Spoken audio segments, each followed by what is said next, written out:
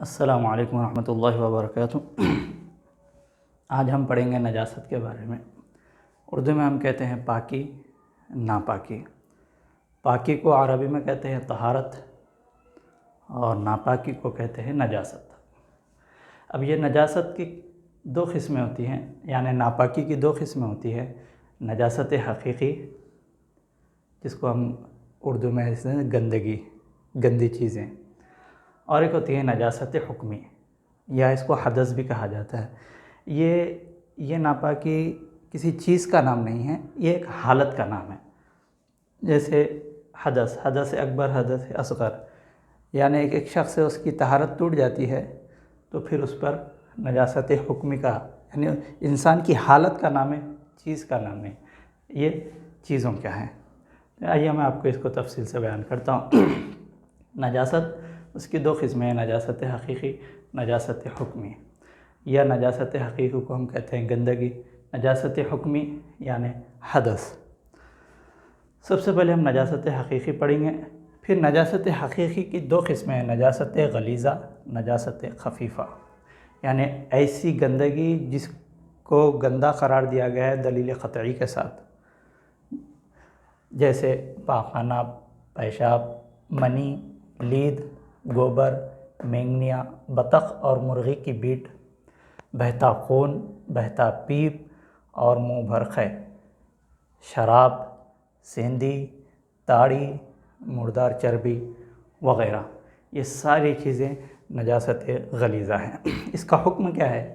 نجاست غلیظہ اگر پتلی ہو، جیسے پیشاب ہے، شراب ہے، سیندی، تاڑی وغیرہ ہے، پتلی ہو تو ہتھیلی کی گڑے کے برابر، یہ جو انگلیوں کے جوائنٹ جو ختم ہوتے ہیں، یہ گڑے، بعض لوگ درہم بھی کہتے ہیں، درہم کے مقدار، یہ ہتھیلی کے گڑے کے برابر پتلی ہو تو اس کا اتنا دھبا، یعنی کپڑے پہ لگ جائے اور وہ پھیل جائے تو اتنے ہتھیلی کے گڑے کے برابر تک کا معاف ہے، اس کے برابر ہو گیا تو مکروہ ہے، اور اس سے زیادہ بڑھ جائے تو پھر اس کا دھونا فرض ہے۔ ایسی حالت میں نماز بھی نہیں ہوتی، چاہے جسم پہ لگے یا کپڑے پہ۔ اور اگر گاڑی ہو تو 4.5 ماشے، جیسے پاخانہ، منی، گوبر، مینگنی، بیٹ، یہ گاڑی چیزیں ہیں۔ 4.5 ماشا غالباً 1 گرام کو کہتے ہیں۔ بہرحال 4.5 گرام یا 5 گرام وزن تک معاف ہے، اس سے زیادہ کا دھونا فرض ہو جاتا ہے۔ دوسرے ہوتے ہیں نجاست خفیفہ، جیسے گھوڑے اور حلال چوپایوں کا پیشاب، ان کا پیشاب ہے، ان کا گوبر وغیرہ، یہ سب نجاست غلیظہ میں آتا ہے۔ گھوڑے اور حلال چوپائے گائے ہے، بکری ہے، ہرن ہے وغیرہ، ان کا پیشاب۔ دوسری چیز حرام پرندوں کی بیٹ، چیل ہے، شاہین ہے، کوا ہے، ان پرندوں کی بیٹ نجاست خفیفہ میں ہے، نجاست خفیفہ۔ اب ایک چیز بچی ہو جاتی ہے کہ حرام پرندوں کی بیٹ، پھر وہ حلال پرندے جو ہوا میں اڑتے ہیں۔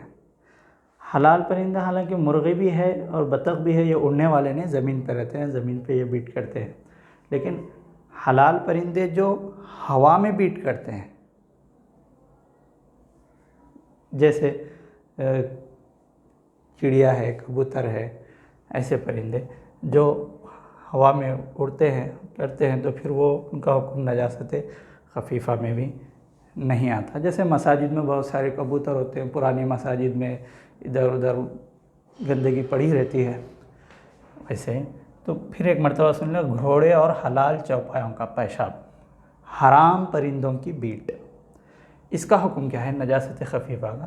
نجاست خفیفہ جسم، صرف جسم یا کپڑے کے کسی حصے، مثلا جسم میں ہاتھ ہے، پاؤں ہے، کپڑوں میں آستین ہے یا کلی ہے یا دامن ہے، آستین، کلی وغیرہ پر لگ جائے تو اس کی چوتھائی، یعنی آستین پہ لگ جائے تو آستین کا پو، یہ آدھا، یہ پو، اتنا حصہ، اس سے کم لگیں گا تو معاف ہے۔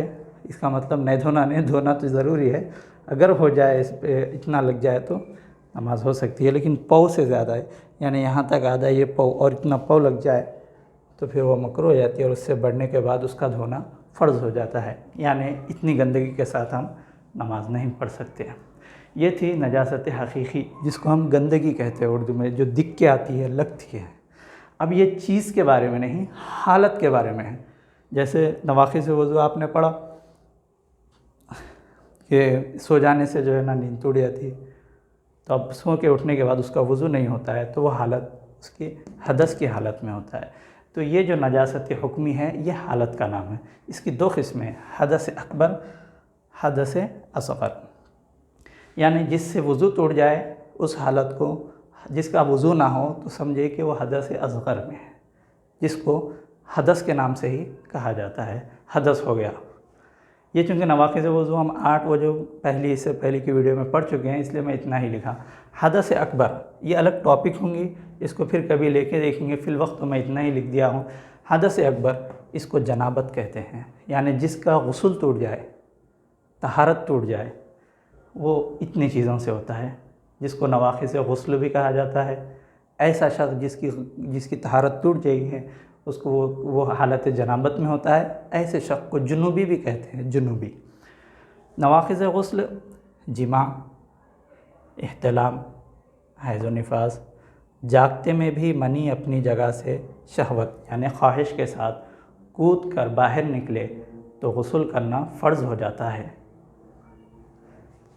ان تمام حالتوں میں نماز، سجدہ، طواف، مسجد میں داخل ہونا، قرآن کا چھونا یا قرآن کی تلاوت کرنا جائز نہیں ہے۔ یہ حدث اصغر کا پورا بتایا گیا تھا۔ پھر اس کو یہ تھوڑی سی تفصیل طلب بات ہیں کہ یہ کس کو کہا جاتا ہے، یہ کس کو کہا جاتا ہے، یہ کس کو کہا جاتا ہے، اور اس کی چند صورتیں اور بہت آتی ہیں، وہ کس کو کہا جاتا ہے۔ اس کیفیت میں آئے تو یہ منی کہلاتی ہے۔ مذی اور ودی 2 ٹائپ کے بھی ہوتے ہیں، جس سے لوگ اکثر سمجھتے ہیں کہ غسل ٹوٹ گیا، اس سے غسل نہیں، صرف وضو ٹوٹتا ہے۔ بہرحال ایک تھوڑی سی ایک تفصیل طلب بات ہے، اس کو پھر کبھی انشاءاللہ بیان کریں گے، کیونکہ زیادہ وقت نہ ملنے کی وجہ سے میں زیادہ سے کم ٹاپکس مجھ سے جو ہو رہا ہے۔ بہرحال انشاءاللہ آگے چل کے پھر حالات کے حساب سے جو چیزیں ہیں، اگر میرا وقت ایڈجسٹ ہو سکے یا کرتے کرتے تھوڑا تجربہ بڑھ جائے تو انشاءاللہ اس کو اور بھی ٹاپکس آپ کے سامنے رکھیں گے۔ مع السلامہ۔